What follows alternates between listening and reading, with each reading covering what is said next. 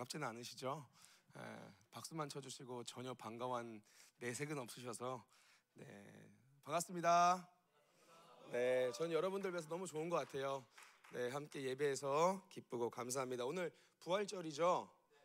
우리 부활절 여러분들 또 교회 많은 또 행사들과 여러 가지 또 의미들을 잘 마음에 간직하셨으리라 생각합니다. 부활의 결론은 뭘까요? 부활의 결론. 성경을 보면은 부활의 결론이 어디에서 나오냐면 부활의 결론은 사명 감당으로 나오더라고요. 예수님께서 부활하시고 승천하시고 그리고 더불어서 성령께서 또 보혜사 성령께서 임하시면서 각 교회마다 제자들마다 성령님의 충만함으로 말미암아 이제 복음을 전하기 시작하더라고요. 그래서 부활 이전에 있었던 제자들은 정말 찌질했는데 부활 이후를 경험하고 성령님께서 임하신 제자들은 아주 예수님처럼 이렇게 사명 감당하는 모습들을 우리가 많이 지켜봅니다. 마찬가지인 것 같습니다. 저희는 해야 될 일이 있는 사람들입니다. 우리 저뿐만이 아니라 우리 청년 세대들이 더 그런 것 같아요. 여러분, 그리스도인들은 하나님 나라에서 이 땅으로 잠깐 보내심을 입은 사람들입니다. 우리들은 잘 기억하지 못하지만 마치 그런 것 같아요. 하나님께서 여러분들을 이 땅에 보내실 때 아마 그러셨을 것 같아요. 여러분들 손 꼭 붙잡고, 누구야, 내가 지금 저기 영역들 보이지, 저기 영혼들 보이지, 죽어가고 있으니까 내가 너를 보낼게. 이들을 좀 살려줘. 내가 너 믿는다. 내가 너와 함께 할까. 걱정하지 마 하고 우리가 내려온 것 같아요. 그런데 어느 순간 우리가 삶을 살면서 뭐가 남았냐면 우리에게 생존 본능밖에 남지 않았습니다. 안정되고 보호받으면서 또 쌓여진 것들이 많은 삶이 최고로만 여겨지는 삶이 되어졌다라는 거죠. 근데 여러분, 그리스도인은 절대 그런 존재가 아닙니다. 우리들은 해야 될 일이 있습니다. 사명이 있습니다. 이것에 대해서 부르심, 콜링을 받은 사람이고요. 주님께서는 혼자 두시지 않는다고 우리 가운데 동행의 약속을 주셨습니다. 그래서 여러분들 여기 있는 모든 청년 세대들은요, 사명이 있습니다. 이걸 잊어버리시면 안 돼요. 존재적으로 우리 그리스도인은 마땅히 해야만 하는 근원의 목적이 두 가지가 있습니다. 첫째가 뭐냐면요, 우리는 예배의 목적이 있습니다. 우리는 사람은요, 예배하기에 지음 받았습니다. 예배하기 위해서 지음을 받았다라는 거예요. 그러니까 하나님이 우리에 대한 속성은 무엇이냐면 사랑이세요. 하나님께서 우리에 대한 속성은 사랑이시고 우리 인간이 하나님에 대한 속성이 뭐냐면 예배입니다. 예수님을 믿지 않은 사람들도요, 다 예배를 해요. 하나님이 없는 사람들도요, 다 무언가를 예배한다고요. 왜냐하면 하나님께 예배하기 위해서 지음받은 존재에게 하나님이 빠지니까 예배만 남은 거예요. 누군가는 돈을 숭배하고 예배합니다. 누군가는 자기의 행복을 숭배하고 예배하는 거예요. 누군가는 이성 친구를 숭배하고 예배합니다. 누군가는 자기의 명예를 숭배하고 예배하게 되는 거예요. 우리는 어쨌든 무언가를 예배를 할 수밖에 없는 존재이기 때문에 그래요. 그래서 우리는 근원의 예배의 목적이 있습니다. 두 번째, 우리에게 주어진 사명이 있는데, 두 번째가 뭐냐면 우리는 전도의 목적이 있습니다. 우리는 예배하는 자로 지어졌고 무너진 영역을 복음으로 재건하는 자로 지어졌다라는 거죠. 그리고 이것을 감당하는 자들에게 주님이 무엇을 말씀하시냐면 동행의 약속을 주십니다. 내가 세상 끝날까지 너희와 항상 함께 할게. 걱정하지 마. 니들이 내 일을 하는 것에 있어서 니들의 힘으로 하는 게 아니라 내가 너와 함께 할 거니까, 내가 힘을 줄 거니까 너희들 걱정하지 마. 이 동행의 약속을 주셨다라는 거예요. 근데 문제가 어디서 일어나냐면 우리들이 살아가는 삶에서 문제가 일어납니다. 우리들의 삶은요, 실상 악한 세력들로부터 말미암아 엄청난 도전을 받는 삶이 우리가 살아가는 삶입니다. 사단은 정말 끔찍하게도요, 우리들의 마음과 생각에 엄청난 공격을 줍니다. 여러분, 이 마음은요, 우리에게 너무 중요한 영역인 것 같아요. 오늘 우리 청년 세대가 정말 지켜야 되는 영역이 어디냐면 마음을 지키셔야 됩니다.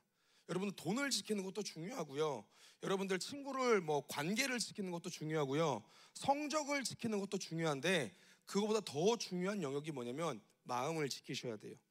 왜냐하면 사단의 가장 원초적인 그리스도를 향한 공격이 어디에서 일어나냐면 마음으로부터 일어나기 시작하기 때문에. 마음으로부터. 여러분, 그런 적이 있으세요? 마음이 한번 확 상해 본 적이 있으세요? 마음이 확 상하면 어떻게 되는지 아세요? 생각이 무너지게 돼요. 내가 한 존재로부터, 여러분 옆에 있는 형제 자매들 누군가에게 마음이 한번 확 상했어요. 그러면 혼자 된 시간에 어떻게 하는지 아세요? 생각을 통해서 죄를 짓게 돼요. 이 형제자매가 나한테 왜 그랬을까? 이런 의미가 있을까? 뭐가 있을까? 생각을 타고 가면은 뭐가 무너진지 아세요? 여러분들의 감정이 무너집니다. 감정이 무너지면 어떻게 되는지 아세요? 언어와 행동이 무너지는 거예요. 여러분, 전 단편적인 말씀을 드린 겁니다.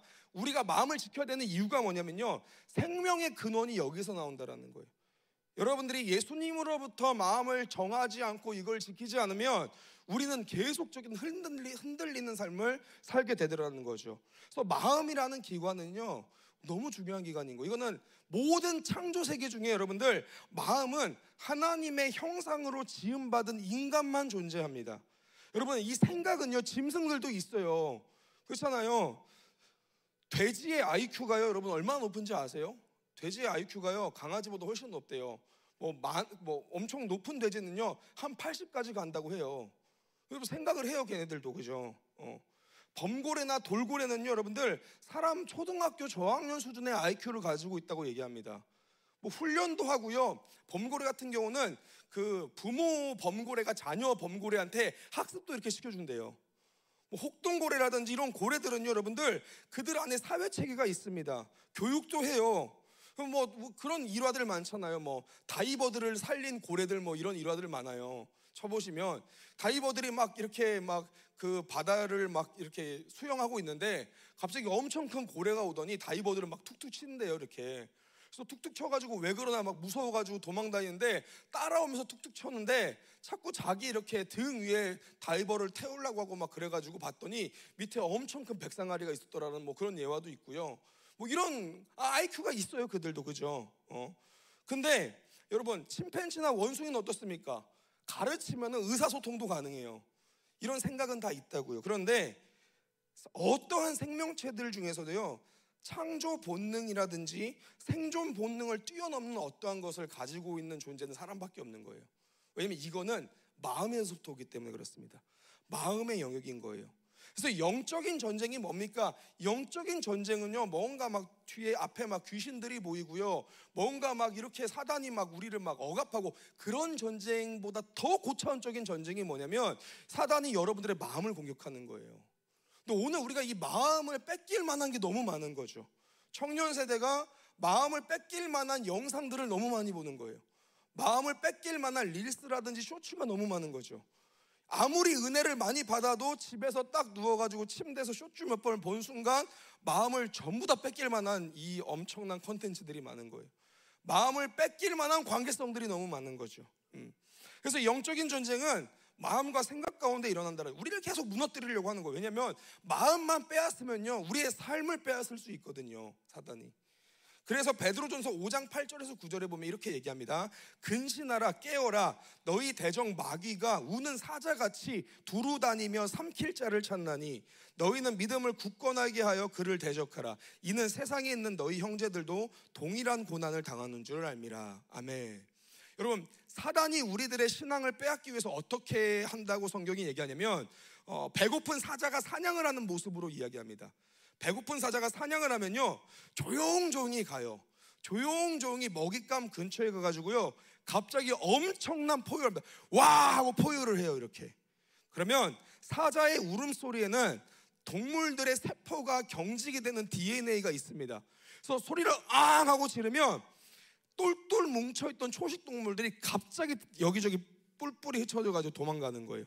그럼 그 중에서 가장 약한 짐승 혹은 가장 새끼 짐승, 어린 짐승이 덜덜 떨면서 거기에 있는 거예요. 그러면 거기를 잡아먹습니다. 오늘 사단이 이러한 장면으로 우리들의 신앙의 약점들을 공격할 것이라고 얘기합니다. 여러 어려운 일들을 줄 수도 있고요, 감정과 마음을 무너지게 하는 경험을 줄 수 있습니다. 두렵게 하는 어떤 마음을 줄 수도 있습니다. 여러 가지 것들로요, 세상은 우리에게 고난을 주고요, 우리가 신앙을 포기하도록 계속 우리를 공격한다라는 거예요. 그런데 성경이 뭐라고 얘기합니까? 이거는 오늘날만 그런 게 아니라 이는 세상에 있는 너희 형제들도 동일한 고난을 당하는 줄 알미라.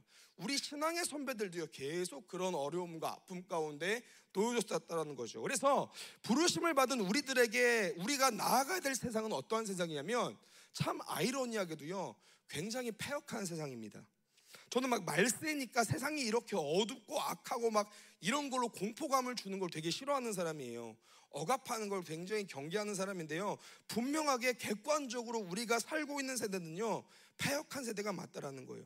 그럼 패역이 뭡니까? 패역은 도리에서 어긋나고 순리를 거스르는 것을 패역이라고 얘기합니다. 그러니까 하나님이 만드신 창조 질서나 하나님의 운행의 질서를 거스르고 어긋나는 것을 패역이라고 얘기하죠. 여러분, 죄성은 패역함을 낳습니다. 하나님의 질서와 운행을 어그러뜨리게 하고 하나님의 통치에서 완전하게 벗어나게 한다는 거죠. 그런 면에서 오늘 우리가 살고 있는 세대를 한번 바라보겠습니다. 여러분, 죄악이 가득하죠. 하나님의 공의와 영광이 우리들의 삶에서 사라지고 있는 것처럼 느껴집니다. 배금주의와 막 이기주의는 얼마나 많습니까? 생명에 대한 존엄성들이 많이 사라졌어요. 우리가 살고 있는 모든 세대에서, 여러분, 모든 나라에서 가장 섬기기 좋을 만한 신이 무엇이 됐습니까? 자본이 되었어요. 돈이 되었어요. 우리가 살고 있는 이 세상이 이미 돈이라는 것이 우리가 사용하는 물질을 뛰어넘어 버렸어요. 공포의 대상이 되고 예배의 대상이 되고 숭배의 대상이 되어버렸습니다. 여러분, 귀신이 무섭습니까? 사람이 더 무섭습니까? 우리가 뭐 이런 간단한 논리를 한번 생각해 봤으면 좋겠어요. 여러분들이 예배 끝나고 이제 집에 저녁에 교제 다 하고 전도 아까 다 하고요, 집에 딱 돌아갔어요. 돌아가는데 이제 자려고 다 씻고 딱 누웠는데, 침대에 누웠는데 내 침대 밑에 혹은 옆에 옷장에 조그맣게 문이 열려 있는 거예요. 근데 거기에 눈이 하나가 이렇게 날 보고 있어요. 별로 안 무섭나 봐요. 자, 문제를 낼게요, 여러분들. 이 보고 있는 눈이 귀신이면 더 무섭습니까? 사람이면 더 무섭습니까? 사람이 더 무섭죠. 문을 열었는데 귀신이 이렇게 있으면 어쩔 수 없어, 대적해야지. 근데 문을 딱 열었는데 어떤 노숙인 분이 식칼을 들고 이러고 있어요. 그럼 얘기가 달라져요.